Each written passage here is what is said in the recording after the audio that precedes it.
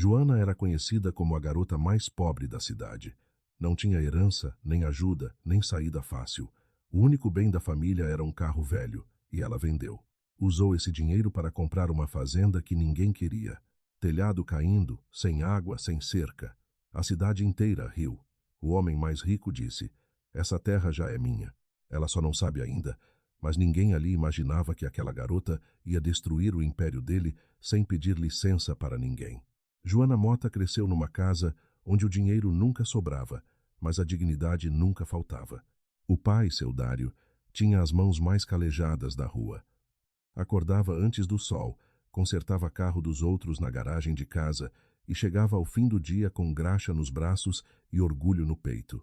A mãe, Dona Ruth, lavava a roupa dos vizinhos, estendia cada peça no varal com um cuidado que parecia de mãe cuidando de filho. A família não tinha muito, mas tinha ritmo, tinha respeito e tinha um Fusca 74 enferrujado que seu Dário chamava de parceiro de trabalho. Joana era a filha mais velha. Tinha 22 anos, olhos que não largavam fácil de uma ideia e uma teimosia que a mãe chamava de defeito e o pai chamava nos dias bons de virtude. Ela cresceu ouvindo de todo lado que gente pobre não sonha, apenas sobrevive. Ouvia, mas nunca acreditou. Numa tarde de semana, Joana estava ajudando o pai a organizar papéis de um cliente quando encontrou um documento que não era daquele cliente.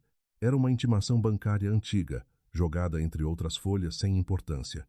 O nome no papel era Fazenda Novo Horizonte. Ela não conhecia, perguntou ao pai. Ele deu de ombros, disse que era aquela terra lá no limite da cidade, abandonada há anos, que o último dono tinha morrido endividado. Ninguém quis mais. Banco tomou. Joana dobrou o papel, guardou no bolso e foi embora sem dizer mais nada. Nos 2 dias seguintes, ela pesquisou tudo o que encontrou sobre a fazenda. O terreno era acidentado em alguns pontos. A sede estava com telhado cedendo. O pasto tinha sido tomado pelo capim na valha, e a reputação do lugar era de terra amaldiçoada. 4 anos penhorada ao banco. Nenhuma proposta apresentada. Ela foi ao banco, conversou com o atendente mais novo que encontrou no balcão, fez perguntas simples e voltou para casa com uma certeza que não cabia no peito. À noite, sentada na mesa da cozinha com um caderno de anotações na frente, Joana fez as contas. Eram contas que não fechavam do jeito que a maioria fecharia, mas fechavam de um jeito que ela entendia, com tempo, trabalho e uma entrada. Que doce agora para não doer sempre. O único bem de valor real que a família tinha era o Fusca do pai. Ela dormiu pouco naquela noite. Na manhã seguinte, Joana sentou com seu Dário antes de ele ir para a garagem e contou tudo. Falou da fazenda, do financiamento, da entrada que precisava. Seu Dário ouviu em silêncio até o fim. Depois levantou da cadeira, pegou o pano que usava para limpar as mãos e ficou olhando pela janela por um tempo que pareceu longo demais. Não disse sim, não disse não, disse preciso pensar. Mas Joana já tinha tomado a decisão. Vendeu o Fusca por 3.200 roles. Assinou o financiamento com o histórico de crédito ralo que tinha no limite do que o banco aceitou. E quando chegou em casa com os papéis assinados, seu Dário já sabia. Alguém da cidade tinha ligado antes dela chegar. Ele não chorou de emoção, chorou de vergonha e de raiva. Virou as costas para a filha dentro de casa, foi até a garagem, sentou na soleira, onde o carro sempre esteve, e ficou olhando para o chão vazio por horas. Dona Ruth não conseguiu olhar nos olhos de Joana por 3 dias. O silêncio daquela semana pesava mais do que qualquer briga, e Joana dormia sentindo esse peso nas costas. A notícia varreu o Cruzeiro do Vale em menos de 2 dias. Na padaria, no salão, na frente da igreja, a filha do Dário comprou a fazenda Novo Horizonte, a mesma que todo mundo sabe que não presta, com o carro do pai. A risada vinha junto com a notícia, como se uma não existisse sem a outra. A humilhação mais pesada veio numa tarde de sexta-feira, na fila do mercado. Joana estava com uma cesta pequena na mão, arroz, feijão, o básico para a semana. Quando o homem atrás dela, um comerciante que conhecia o pai desde sempre, disse em voz alta para o amigo do lado, sem nem fingir que era conversa particular: "É ela a que comprou aquela fazenda podre com o dinheiro do carro do pai." O amigo olhou para Joana de cima a baixo e respondeu com um sorriso que não era simpático: "Menina, você tem coragem ou não tem juízo?" Teve risada.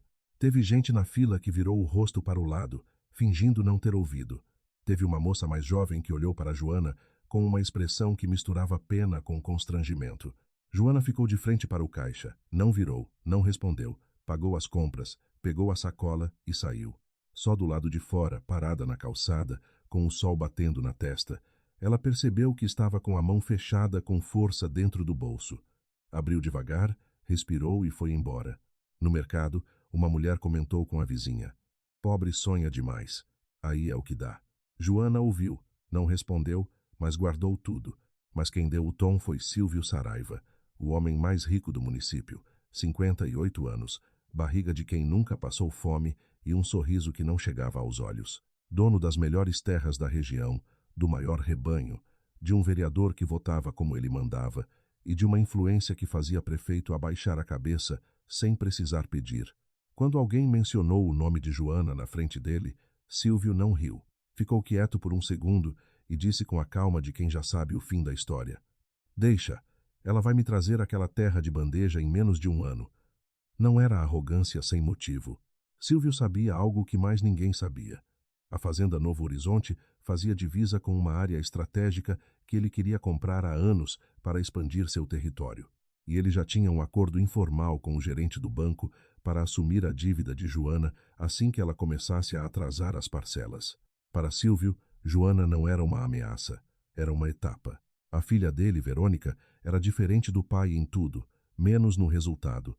Ela não era calculista, era cruel por prazer. 24 anos, carro importado que o pai pagou e uma necessidade constante de que todo mundo soubesse que ela estava acima. Quando a história de Joana virou o assunto, Verônica filmou o Fusca enferrujado ainda parado na rua antes de ser levado e postou nos stories com um sorriso. "Gente, alguém sabe de quem é esse carro? Tô preocupada com o visual da cidade." Riu.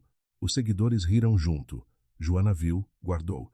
No sábado seguinte, ela pegou as poucas coisas que cabia numa mochila, colocou um colchão fino no banco traseiro de um carro emprestado e foi até a Fazenda Novo Horizonte pela primeira vez como dona.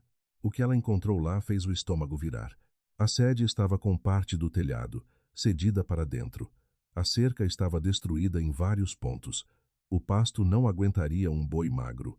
Não tinha água encanada, funcionando. Não tinha energia elétrica. Não tinha nada que lembrasse um lugar habitável. O mato tinha tomado conta de tudo com uma força que parecia deliberada, como se a terra estivesse de propósito testando quem chegasse. O vizinho mais próximo, um homem de 60 anos chamado Cido Ferreiro, apareceu na divisa quando viu o carro parar. Cruzou os braços, olhou o terreno, olhou Joana e disse sem cerimônia: "Mais uma que vai jogar dinheiro nessa terra maldita. Volta para a cidade, menina." Joana olhou para ele, depois olhou para o terreno. Depois foi até o galpão, pegou uma enxada que estava encostada na parede, coberta de ferrugem, e começou a trabalhar. Cid ficou um tempo olhando do outro lado da cerca, depois foi embora sem dizer mais nada. Naquela noite, Joana dormiu no colchão no chão da sede, com o telhado rangendo no vento lá em cima. Ficou olhando para o teto com os olhos abertos por um tempo, ouvindo os barulhos do lugar, se perguntando se tinha errado. Mas pela manhã ela levantou antes do sol e foi trabalhar. O que ela ainda não sabia era que do outro lado da cidade, Silvio Saraiva estava tomando café com o gerente do banco e os dois conversavam sobre ela com a tranquilidade de quem resolve um detalhe pequeno. Silvio Saraiva não nasceu rico. Ele gostava de lembrar disso quando queria impressionar alguém. Dizia que havia construído tudo com as próprias mãos, que havia trabalhado enquanto os outros dormiam, que cada hectare tinha suor seu. E era verdade, em parte. O que ele deixava de fora era o resto, as manobras, os acordos feitos em silêncio, as famílias que ficaram pelo caminho sem entender direito o que tinha acontecido com suas terras. Aos 58 anos, Silvio era o tipo de homem que enchia o ambiente sem precisar levantar a voz. Chegava num lugar e as pessoas ajustavam a postura, não por medo declarado, mas por um instinto antigo de que aquele homem tinha algo que a maioria não tinha, a capacidade de esperar. Paciência era a arma principal de Silvio. Ele não resolvia problemas com pressa, ele os deixava madurar. Por isso, quando o nome de Joana Mota começou a circular pela cidade junto com a história da fazenda, Silvio não sentiu nada que se parecesse com preocupação. Sentiu uma satisfação discreta, A fazenda Novo Horizonte estava na fronteira de uma área que ele queria incorporar ao seu território há quase uma década. Tentou comprar quando o antigo dono ainda estava vivo. Não conseguiu. Tentou negociar com o banco assim que o terreno foi penhorado. O processo travou em burocracia. E então apareceu Joana. Vendeu o carro do pai. Assinou um financiamento no limite do crédito que tinha. E Silvio entendeu que o destino tinha um senso de humor. Ele foi ao banco numa manhã de segunda-feira. Pediu para falar com Hélio Brunt, o gerente, e os dois tomaram café na sala dos fundos com a porta fechada. A conversa foi curta. Hélio sabia o que Silvio queria antes de ele terminar a primeira frase. O acordo era simples. Assim que Joana atrasasse as parcelas, e Hélio achava que seria questão de meses, Silvio assumia a dívida nos termos que quisesse. A fazenda voltaria para as mãos certas. Hélio receberia o que sempre recebia por esse tipo de favor. Silvio voltou para casa satisfeito. Não havia pressa, só precisava esperar. O problema era a filha. Verônica Saraiva tinha 24 anos e herdou do pai a necessidade de vencer. Só que no pai isso se traduzia em estratégia. Em Verônica, se traduzia em crueldade rápida e visível. Ela não conseguia ver alguém subindo sem precisar empurrar de volta. Era maior do que ela esse impulso, uma coceira que só parava quando a outra pessoa demonstrava que havia caído. Quando a história de Joana virou comentário na cidade, Verônica não perguntou para o pai o que fazer. Simplesmente pegou o celular, foi até a rua onde o Fusca ainda estava parado antes de ser levado, filmou o carro enferrujado e postou nos stories com a legenda: "Gente, alguém sabe de quem é esse carro? Tô preocupada com o visual da cidade", deu risada, olhando para a câmera. Os seguidores responderam em segundos. Silvio viu o story mais tarde e não disse nada para a filha. Por dentro achou desnecessário, não por empatia, por estratégia. Chamar atenção para um adversário que você quer engolir em silêncio é erro de principiante, mas Verônica nunca teve paciência para a estratégia. Joana viu o vídeo naquela mesma noite deitada no colchão no chão da sede. Ficou olhando por alguns segundos, não respondeu. Fechou o aplicativo e colocou o celular de lado, mas guardou. A fazenda não era só abandonada, era um acúmulo de problemas empilhados, cerca destruída, sem água encanada, sem energia. Cada litro de água era carregado. O celular carregava no carro de um vizinho distante que deixava a tomada do lado de fora por gentileza, mas não gostava de conversa. Joana decidiu começar pelas aves caipiras e pelos suínos. Ciclo curto, área menor, mercado local que ninguém estava abastecendo direito. A rotina era brutal. Acordava com o sol, trabalhava até anoitecer, comia o que tinha, dormia pesado. Os primeiros dias foram de limpeza pura. Cortar capim na valha, recolher entulho, remendar cerca com arame encontrado no fundo do galpão. As mãos foram abrindo rachaduras antes do fim da primeira semana. O vizinho Cido Ferreiro aparecia às vezes na divisa, olhava o trabalho e ia embora sem falar.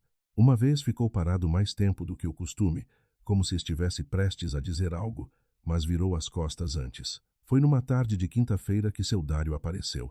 Joana estava de costas, trabalhando na cerca, quando ouviu passos na terra seca. O pai estava na entrada com uma muda de alface na mão e o orgulho todo dobrado dentro do peito. Ficou olhando o terreno, a sede, o galpão com a porta improvisada de tábua velha. Não disse nada. Foi até o galpão, encostou a muda de alface na parede, pegou uma enxada e foi trabalhar do lado da filha sem abrir a boca. Os dois ficaram assim até o sol baixar, lado a lado, em silêncio, com a terra na mão. Nenhum dos dois falou sobre aquele momento, nunca. Mas a partir daquele dia, seu Dário voltou. Nem todo dia, mas voltou. As cercas foram tomando forma.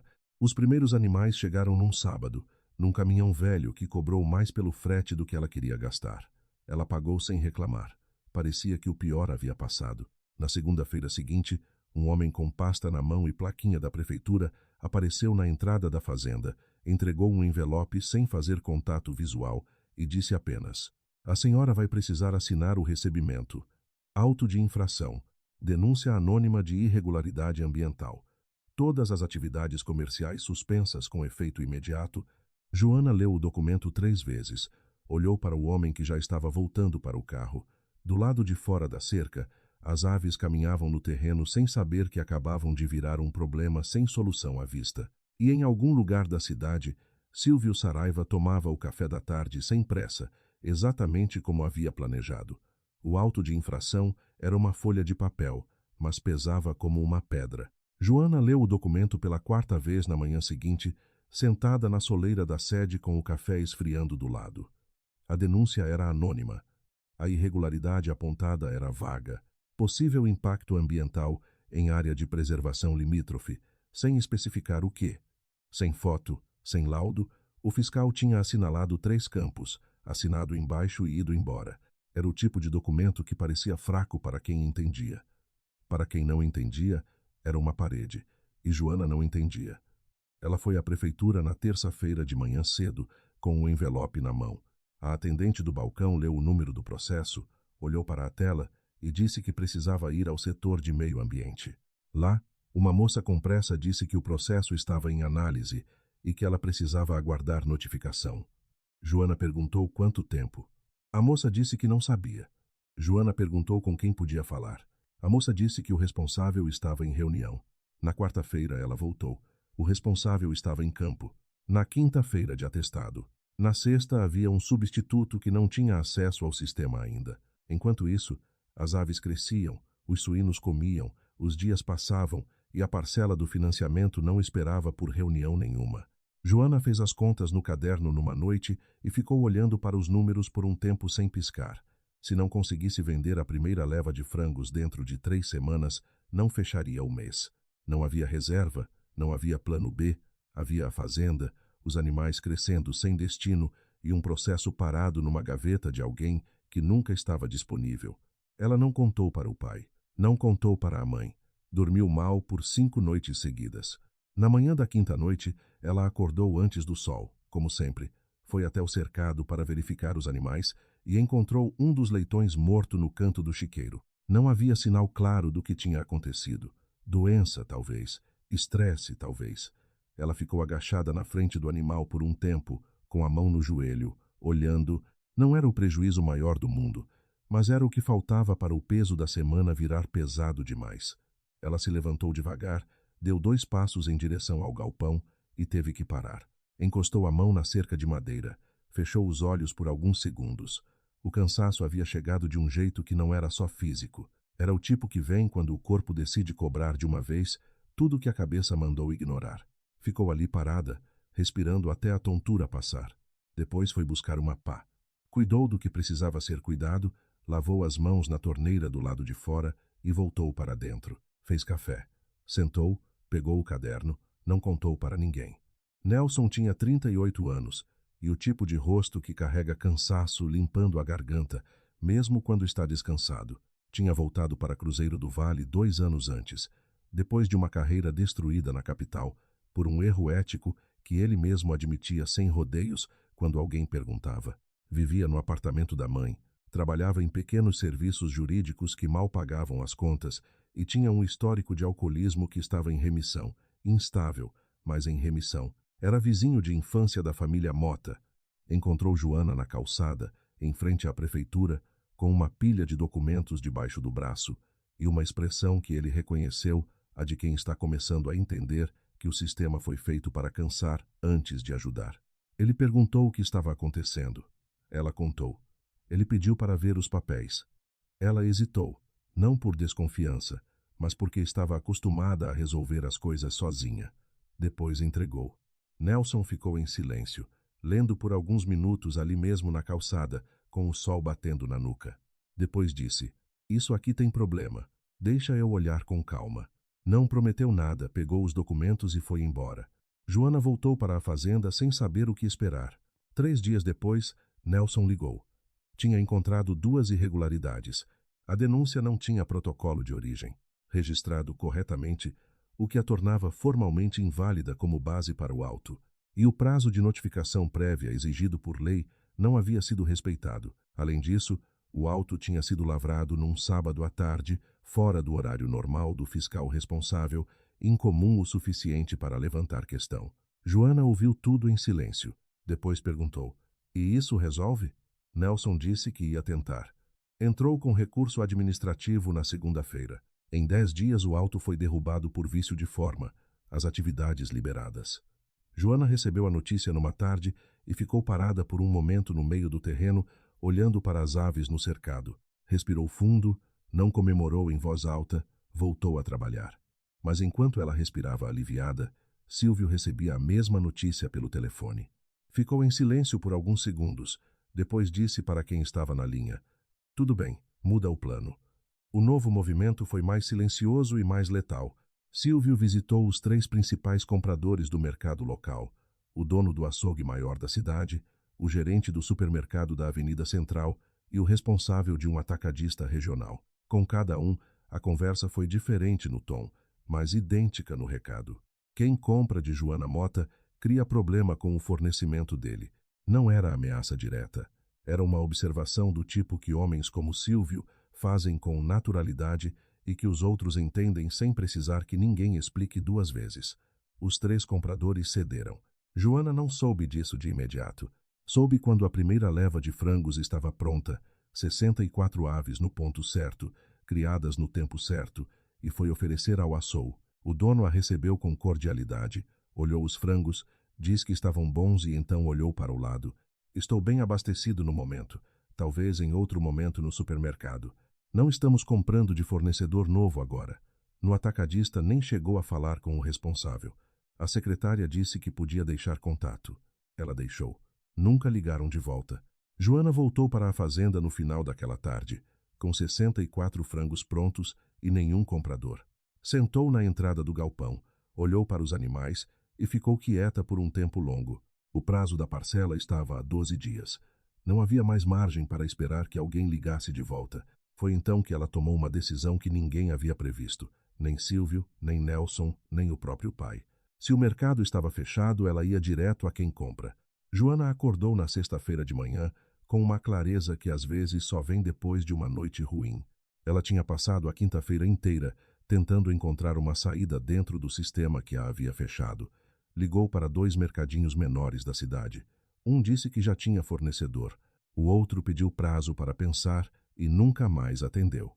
Ficou sentada no final da tarde, olhando para os frangos no cercado, com aquela sensação específica de quem está vendo o tempo escorrer sem conseguir segurar. Mas de manhã, enquanto enchia os bebedouros no primeiro clarão do dia, alguma coisa encaixou. Ela não precisava de intermediário, ela precisava de comprador. E comprador havia aos montes toda semana, na feira livre de sábado, a 3 quilômetros dali, pagando mais caro por frango industrial embalado em isopor do que ela precisaria cobrar pelo dela, criado solto, alimentado sem ração industrializada, pronto para ir direto da fazenda para a panela. Ela ligou para Nelson naquela noite, contou o plano. Ele ficou em silêncio por um segundo e disse: "Faz isso." Depois ligou para o pai. Seu Dário ouviu. Perguntou quanto ela precisava para montar a barraca. E quando ela disse o valor, ele disse apenas: "Eu busco você às 5 da manhã." O sábado amanheceu com céu limpo e aquele frio fino de manhã cedo que faz a feira cheirar a café e terra molhada. Seu Dário chegou pontualmente às 5 com o carro emprestado do sobrinho. Os 2 carregaram as aves embaladas em silêncio. Montaram a barraca num espaço pequeno entre um vendedor de verdura e uma barraca de queijo artesanal e colocaram uma lousa escrita à mão com os preços. Era uma barraca simples, mesa coberta com toalha plástica azul, as aves organizadas em fileiras, um cartaz feito à mão com letra grande, frango caipira, criado solto, fazenda Novo Horizonte. Às 6h30 da manhã, uma senhora de cabelos brancos parou na frente, inclinou a cabeça para o cartaz e perguntou: "É frango de verdade ou é aqueles granja?" Joana, limpando a garganta, disse: "Criado solto, senhora. Sem ração industrializada." A senhora pegou 2.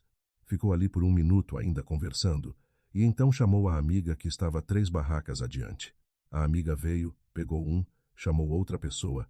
Aos poucos, sem anúncio, sem barulho, uma fila começou a se formar. Seu Dário ficou de pé do lado da barraca, com os braços cruzados, olhando a fila crescer, com uma expressão que não era bem orgulho ainda. Era algo anterior ao orgulho, como se ele ainda não tivesse autorização interna para sentir aquilo de verdade. Às 8 da manhã, a fila dobrava a esquina da barraca de queijo. As pessoas conversavam entre si enquanto esperavam. Uma mulher mais nova perguntou para a que estava na frente: "O que é isso aqui?" A outra respondeu: "Frango da fazenda, minha filha. Daquele de verdade."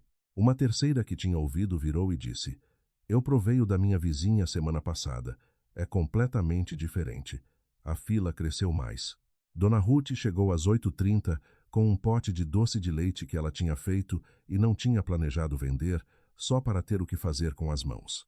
Ficou do lado da filha, ajudando a embalar, atender, trocar troco. Numa hora em que a fila tinha dado uma pequena pausa, uma cliente mais velha segurou o frango embalado, olhou para Dona Ruth e disse: "Que produto bonito, moça. A criação é sua?" Dona Ruth disse: "É da minha filha." E virou o rosto discretamente para ninguém ver o que estava acontecendo nos olhos dela. Verônica Saraiva apareceu na feira por volta das 9. Ela não havia planejado ir. Tinha ido buscar um pedido de artesanato que uma costureira da feira fazia para ela, um serviço corriqueiro de sábado. Mas quando atravessou o corredor principal da feira e avistou a fila, parou. Ficou olhando de longe por alguns segundos, depois se aproximou devagar, como quem está passando por acaso. Viu a barraca simples com a toalha plástica azul, viu o cartaz escrito à mão, viu Joana atendendo sem parar, trocando bolsa de frango por dinheiro, agradecendo cada cliente pelo nome quando reconhecia e a fila que não diminuía. Ficou parada por um tempo com o pacote da costureira debaixo do braço, olhando. Ninguém na fila prestou atenção nela. Isso, de alguma forma, doeu mais do que qualquer coisa que ela pudesse nomear. Ela foi embora sem comprar nada e sem falar com ninguém. Antes do meio-dia, tudo tinha sido vendido. Joana fechou a caixa, contou o dinheiro 2 vezes, olhou para o pai e disse o valor em voz baixa. Seu Dário ficou quieto por um momento, depois disse: "Dá para pagar a parcela?" Ela disse: "Dá e sobra." Ele assentiu com a cabeça, devagar, como se estivesse registrando aquilo em algum lugar dentro de si, onde guarda as coisas que importam. Na semana seguinte, Joana voltou à feira com o dobro. A fila voltou. Na terceira semana, uma professora da escola municipal que tinha comprado na primeira semana perguntou se ela fornecia para a merenda escolar. Joana disse que poderia. A professora disse que ia passar o contato para a diretora. O contrato com a merenda escolar foi um processo licitatório público. Silvio soube quando já estava assinado. Ficou olhando para o documento que alguém lhe mostrou e não disse nada por um tempo. A merenda era pequena em volume, mas o que ela representava era grande demais para ignorar. Joana estava ganhando legitimidade, estava ganhando nome, estava ganhando raiz na cidade, e raiz é o que mais demora para arrancar. Silvio convocou Hélio Brant para uma reunião naquela semana. A conversa foi mais tensa do que as anteriores. Hélio disse que o processo de assumir a dívida precisava ser acelerado, que se Joana continuasse pagando as parcelas em dia, a janela para agir ia fechar. Silvio ouviu, olhou para o gerente por um momento e disse: "Então, acelera." O que nenhum dos dois sabia naquele momento era que havia um terceiro par de olhos no processo. Nelson Figueira tinha pedido a um contato no banco uma cópia informal dos registros de movimentação da dívida de Joana. O que ele encontrou nos documentos o fez sentar na beira da cama por um longo tempo, olhando para o papel com uma expressão de quem acabou de entender que o problema é muito maior do que parecia. Ele ainda não tinha certeza do que fazer com aquilo, mas sabia que precisava contar para Joana antes que Silvio fizesse o próximo movimento. E Silvio já estava planejando. Nelson demorou 2 dias para marcar a conversa com Joana. Não porque estava com dúvidas sobre o que encontrou, estava com dúvidas sobre como contar. Havia uma diferença enorme entre dizer: "Silvio está de olho na sua dívida" e dizer: "Silvio já tem um acordo para tomar sua fazenda e o gerente do banco está no meio disso." A primeira era uma suspeita. A segunda era uma bomba. E bombas, quando jogadas sem preparo, às vezes derrubam a pessoa errada. Ele foi até a fazenda numa terça-feira à tarde. Joana estava no galpão organizando a produção da semana seguinte. Nelson sentou num banco de madeira encostado na parede, colocou a pasta no colo e contou tudo devagar, sem dramatizar, como advogado que aprendeu que clareza é mais útil do que emoção. Silvio Saraiva tinha um acordo informal com Hélio Brant para assumir a dívida do financiamento de Joana assim que ela atrasasse uma parcela. Na prática, isso significava que Silvio viraria o credor dela, e credor escolhe os termos da cobrança. Com os termos certos, podia forçar a execução da dívida antes do prazo natural, acionar bloqueio judicial da propriedade e absorver a fazenda pelo valor de mercado desvalorizado, bem abaixo do que ela valeria depois de tudo que Joana havia construído. Joana o viu sem interromper. Quando Nelson terminou, Ficou em silêncio por um tempo, olhando para o chão do galpão. Depois perguntou: "Quanto tempo eu tenho?" Nelson disse: "Enquanto você pagar em dia, ele não consegue agir, mas ele está pressionando o Hélio para acelerar o processo de transferência da dívida, independente do atraso. Se conseguir aprovação no Banco Central para isso, ele não precisa mais esperar você atrasar." Joana ficou quieta de novo, depois disse: "E tem como impedir?" Nelson disse que estava trabalhando nisso, mas que precisava de tempo, e que tempo era exatamente o que eles tinham menos. Naquela noite, Joana ficou sozinha na sede. O pai tinha ido embora antes do anoitecer. Dona Ruth tinha ligado mais cedo, perguntando se ela ia jantar em casa. Joana disse que não, que tinha coisa para resolver. Desligou o telefone, aqueceu o que sobrou do almoço no fogareiro e comeu em pé, encostada na pia, olhando pela janela, sem ver nada de específico lá fora. Depois foi para a varanda e ficou sentada no degrau com os joelhos dobrados para o peito. Ali, pela primeira vez desde o começo de tudo, Joana chorou. Não foi um choro bonito, nem silencioso. Foi o tipo de choro que vem quando o corpo decide que não aguenta mais carregar tudo em pé. Ela chorou pelo carro do pai, que não voltava mais, pelo colchão no chão das primeiras semanas, pelas noites sem energia elétrica, pelas mãos rachadas, pelas parcelas que consumiam tudo que a feira rendia, antes mesmo de ela conseguir guardar qualquer coisa, pelo peso de saber que havia pessoas esperando que ela falhasse e que uma delas tinha poder suficiente para fazer isso acontecer, mesmo que ela fizesse tudo certo. Ela não chorou de fraqueza, chorou do peso de tudo junto, que é diferente. Ficou assim por um tempo que não soube medir. Depois enxugou o rosto com a manga da camisa, respirou fundo e ficou olhando para o terreno escuro à frente. Foi quando ouviu o portão ranger. Cido Ferreiro estava parado na entrada com uma lata de café na mão e uma expressão de quem passou tempo demais ensaiando o que ia dizer e ainda não tinha certeza se estava pronto. Era quase 9 da noite. Joana olhou para o homem por um segundo sem entender. Cido olhou para ela, viu os olhos vermelhos, não comentou. Levantou a lata de café, como quem oferece, e disse com a voz rouca de quem não fala muito: "Fiz café, sobrou." Joana deixou ele entrar. Os dois sentaram na varanda com as xícaras quentes nas mãos. Por um tempo, nenhum dos dois falou. O silêncio entre eles era diferente do silêncio de antes. Não era mais hostilidade. Era o silêncio de dois cansados que não precisam fingir que estão bem. Então Cido disse: "Eu perdi minha terra faz 22 anos." Joana olhou para ele. Ele continuou devagar, olhando para a frente, como se estivesse contando para o escuro e não para ela. Tinha uma propriedade pequena de herança do pai. Boa terra, bem localizada, divisa com uma área que Silvio Saraiva queria naquela época para ampliar o pasto. Cido não queria vender. Então começaram os problemas. Primeiro, uma notificação da prefeitura por suposta irregularidade no uso da terra. Depois, dificuldade no banco para renovar o crédito rural. O gerente da época sempre tinha um motivo novo para travar o processo. Depois, uma dívida pequena que foi crescendo com juros que ele não entendeu direito como tinham sido calculados. Num prazo de 2 anos, perdeu tudo. A fazenda foi a leilão por um valor que não cobriu nem metade do que ele devia. Silvio comprou. Cido ficou olhando para aquela terra pelo resto da vida do outro lado da cerca. Joana ouviu em silêncio. Quando ele terminou, ela perguntou com cuidado: "Você tem algum documento disso?" Cídia olhou de lado, depois disse: "Guardei tudo. Nunca soube o que fazer com esses papéis." "Acho que agora eu sei." Ele foi buscar no dia seguinte. Trouxe uma caixa de sapato fechada com elástico, com documentos amarelados dentro, organizados com um cuidado que dizia que aquele homem nunca tinha esquecido, mesmo fingindo que tinha. Notificações, correspondências do banco, contratos, registros de pagamento com datas e valores que não fechavam com o que havia sido cobrado. Nelson ficou 2 horas analisando os documentos na mesa da cozinha da sede. Quando levantou os olhos da última folha, olhou para Joana e disse: "Isso não é só a história do Cido." Ele explicou. O padrão era idêntico ao que estava sendo feito com ela.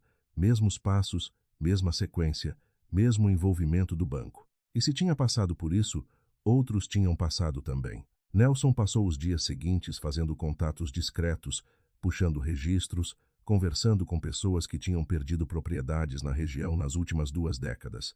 O que encontrou fez o estômago virar. 11 famílias, 11 histórias diferentes com o mesmo roteiro por baixo. Notificação fabricada, crédito travado, dívida inflada, leilão abaixo do valor, Silvio comprando, 11 famílias que perderam tudo e nunca entenderam direito por quê. Algumas haviam saído da cidade, outras ainda moravam ali em casas de aluguel, passando na frente de terras que um dia foram suas, sem ter coragem de olhar.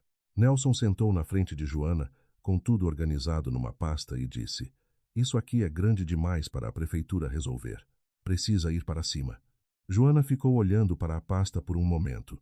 Depois olhou para Cido, que estava encostado na parede do galpão, com os braços cruzados esperando. Ela disse: "Então vai para cima." Mas antes que qualquer movimento fosse feito, alguém avisou Silvio que Nelson Figueira estava fazendo perguntas. E Silvio, pela primeira vez desde o começo de tudo, parou de tomar o café da tarde com calma. Silvio Saraiva não era homem de se agitar.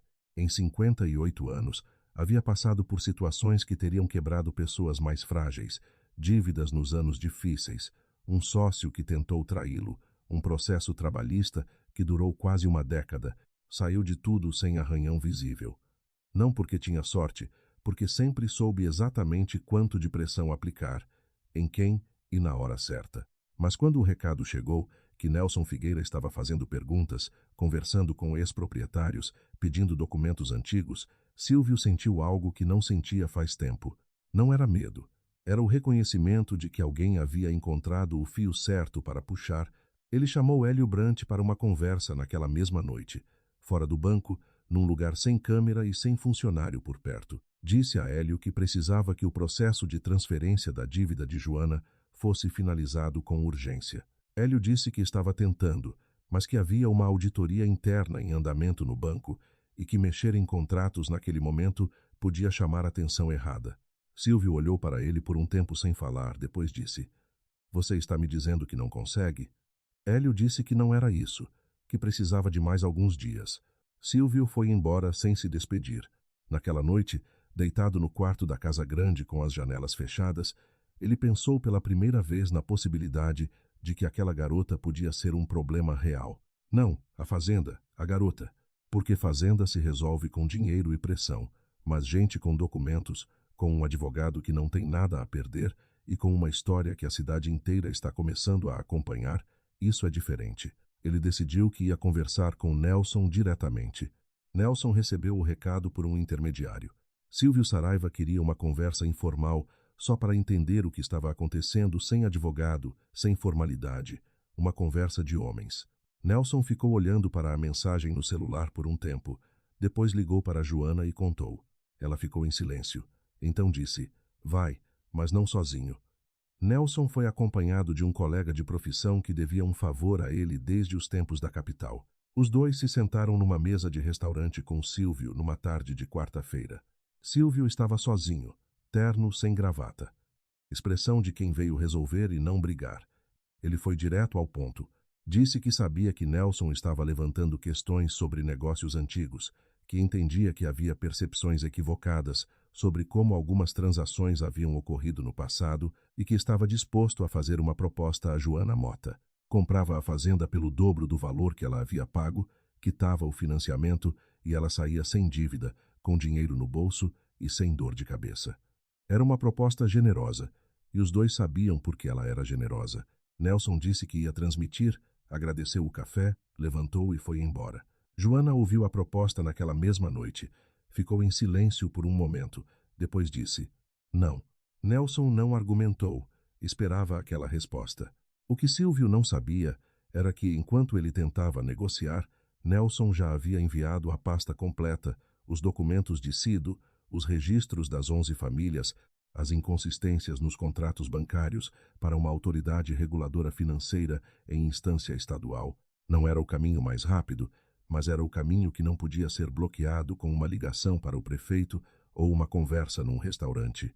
A resposta veio em forma de uma carta formal endereçada ao banco, solicitando esclarecimentos sobre irregularidades apontadas em contratos de financiamento rural no município de Cruzeiro do Vale nos últimos 20 anos.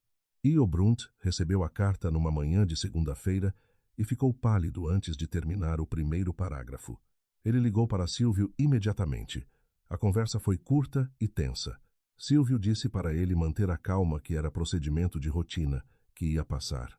Hélio disse que não era rotina e que havia nomes nos documentos, os dele inclusive ligados a operações que não resistiam a uma auditoria séria, que se aquilo fosse a fundo, ele respondia pessoalmente. Silvio desligou o telefone. Ficou sentado no escritório da fazenda por um tempo, olhando para a janela. Depois ligou para o advogado mais caro que conhecia, de uma cidade maior, que havia resolvido problemas maiores do que esse no passado. O advogado ouviu o resumo da situação e disse com a segurança de quem já viu esse tipo de processo de perto: carta de solicitação de esclarecimento não é abertura de inquérito, é protocolo. Com a documentação certa, a gente responde e o processo é arquivado em 60 dias. Já fiz isso 10 vezes. Silvio desligou o telefone com outra expressão, mais calma. 2 dias depois, o advogado protocolou uma resposta formal densa, com pareceres técnicos e documentos que justificavam cada operação dentro de uma narrativa cuidadosamente construída. Era o tipo de resposta que confunde quem não tem estrutura para contestar. Burocracia como escudo. Nelson recebeu uma cópia da resposta e ficou lendo em silêncio por um tempo. Depois ligou para Joana e disse com cuidado: ele tem um advogado bom. A resposta deles é forte no papel. Houve uma pausa, então completou: mas tem um problema. Eles responderam com documentos que contradizem o que o Hélio já entregou. E isso não foi erro, foi desespero. Ficou sentado no escritório da fazenda por um tempo, olhando para a janela com o silêncio de quem está recalculando tudo. Pela primeira vez em décadas, os números não fechavam do jeito que ele queria. O Brant durou 3 semanas antes de procurar um advogado por conta própria. O que o advogado dele disse foi simples. A posição de Hélio era a mais exposta de todas. Silvio tinha dinheiro para segurar um processo longo. Hélio não tinha. E os documentos que Nelson havia apresentado colocavam o gerente como o elo operacional de tudo, o que tecnicamente o tornava mais vulnerável do que o homem que havia dado as ordens. Hélio pediu colaboração com a investigação em troca de redução de responsabilidade. Entregou e-mails, entregou registros internos, entregou a memória de conversas que ele havia documentado por precaução ao longo dos anos numa pasta num HD externo que ficava num armário da casa dele, seguro que ele achava que nunca precisaria abrir. Quando Nelson recebeu o conteúdo daquela pasta, ficou sentado na frente do computador por um longo tempo sem falar. Depois ligou para Joana e disse: acabou para ele. Joana perguntou: tem certeza? Nelson disse: tem coisas aqui que ele não consegue explicar com nenhuma história. A cidade começou a sentir que algo estava acontecendo antes de qualquer confirmação oficial. Eram sinais pequenos. O carro de Silvio, que parou de aparecer nos lugares de sempre. Verônica, que cancelou um evento que havia divulgado.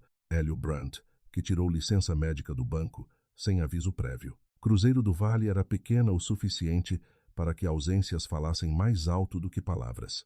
Na feira do sábado seguinte, uma mulher mais velha que comprava frango de Joana toda semana chegou na barraca e disse sem que ninguém tivesse perguntado: ouvi dizer que o Silvio está com um problema sério. Joana não confirmou nem negou. Disse que não sabia de nada e agradeceu a compra.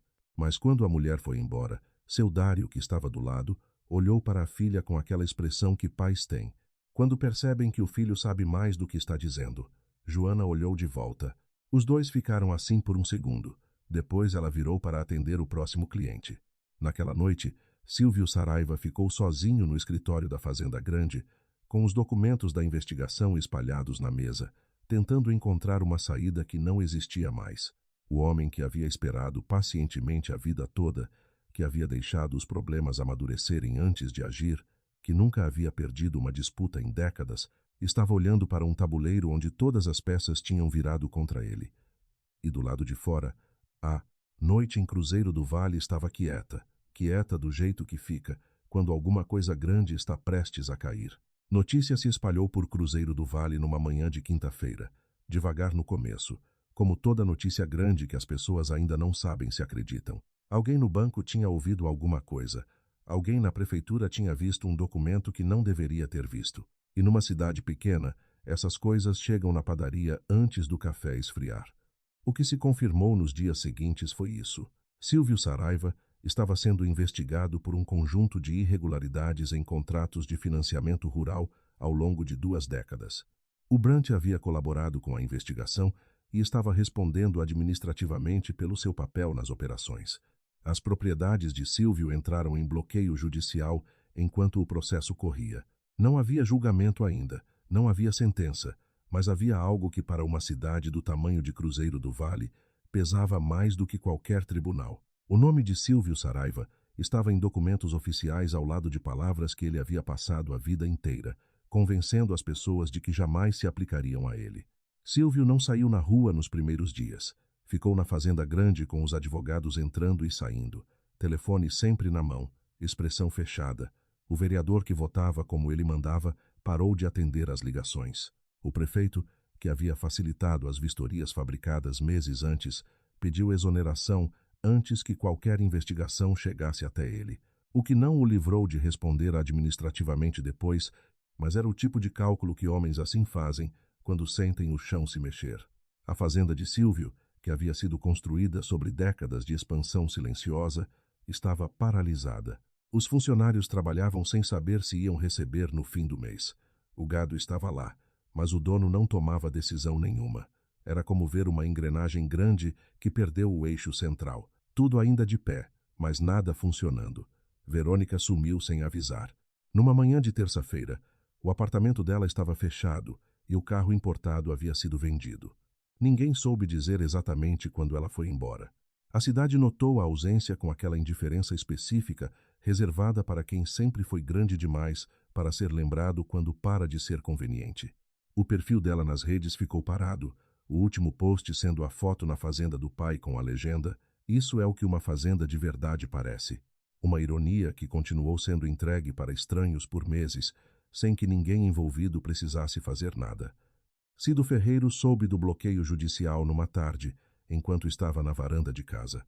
Ficou quieto por um tempo longo, olhando para o terreno do outro lado da cerca, o mesmo terreno que havia sido dele, que havia visto todos os dias por 22 anos, sem conseguir olhar de frente. Ele não comemorou, não ligou para ninguém. Foi até a cozinha, fez café, voltou para a varanda e ficou sentado até anoitecer. Semanas depois, como parte do acordo judicial, envolvendo os bens bloqueados de Silvio e as indenizações devidas às famílias lesadas, Cido recebeu uma compensação financeira. Não era o equivalente à terra, não devolvia os anos perdidos, mas era o reconhecimento formal de que o que havia acontecido com ele havia acontecido de verdade, que não era má sorte nem incompetência dele, e que alguém havia finalmente colocado isso no papel com carimbo e assinatura. Ele começou a visitar a fazenda Novo Horizonte semana a partir daí. Chegava sem avisar. Ficava um tempo ajudando no que fosse necessário. Tomava café e ia embora, sem a hostilidade de antes, sem a lata que ele havia trazido naquela noite como desculpa para aparecer, só a presença que havia se tornado, sem que ninguém precisasse nomear, uma forma de afeto. Nelson Figueira passou os meses seguintes mais ocupado do que havia estado em anos. O caso havia chamado a atenção de outros pequenos produtores rurais da região, que tinham histórias parecidas e nunca tinham tido com quem falar. Ele começou a atender esses casos, alguns de graça, outros pelo que as pessoas podiam pagar, que nem sempre era muito. Havia encontrado no trabalho algo que o alcoolismo havia apagado por um tempo, a sensação de que o que ele fazia importava. Não era redenção de filme, não havia virado outra pessoa do dia para a noite. Ainda tinha dias difíceis, ainda havia noites em que o peso antigo batia mais forte, mas havia também dias em que ele chegava ao escritório improvisado no quarto da mãe e encontrava uma pilha de documentos esperando e sentia que estava exatamente onde precisava estar. Seu Dário comprou um carro, não era novo. Era um usado de 3 anos, cor prata com ar-condicionado que funcionava e banco sem rasgado. Ele foi buscar numa cidade vizinha numa manhã de sábado, sozinho. Pagou à vista com o dinheiro que Joana havia insistido em devolver a ele nos meses anteriores, parcelado toda semana sem ele pedir. Tarde daquele mesmo sábado, ele chegou com o carro na fazenda Novo Horizonte, parou na entrada, desceu, ficou de pé do lado do carro, olhando o terreno por um tempo, a sede reformada, o galpão ampliado, os funcionários trabalhando, 2 deles filhos de famílias que Silvio havia arruinado anos atrás, que Joana havia contratado quando soube das histórias deles. Cercas que ele próprio havia ajudado a remendar no começo, substituídas agora por estrutura nova. Ficou em silêncio por um tempo longo, exatamente como havia ficado naquela tarde, com a enxada na mão meses atrás. O mesmo silêncio, só que desta vez com outro peso dentro. Joana saiu do galpão, viu o carro, viu o pai parado e caminhou até ele. Ficaram os dois na entrada da fazenda, olhando para o terreno juntos, sem dizer nada, como já tinham feito antes e como fariam outras vezes. Depois, seu Dário disse, sem virar para ela. Tá bonito, ela disse. Tá. E foi o suficiente. Dona Ruth parou de lavar roupa dos outros. Não foi uma decisão anunciada. Foi uma manhã em que ela simplesmente não foi buscar o cesto da vizinha de cima e foi direto para a horta de Joana, que precisava de mãos para o plantio da semana. Ela trabalhou a manhã inteira, almoçou na sede com a filha, voltou para casa à tarde com terra nas mãos e um cansaço diferente no corpo. O tipo de cansaço que não pesa. Não voltou mais para o varal dos outros. Na última tarde, Joana estava na varanda da sede quando o sol começava a baixar. Tinha um caderno no colo. Estava fazendo anotações sobre o plantio da próxima estação, o que expandir, o que testar, quanto de área ainda não estava sendo usada e podia ser aproveitada.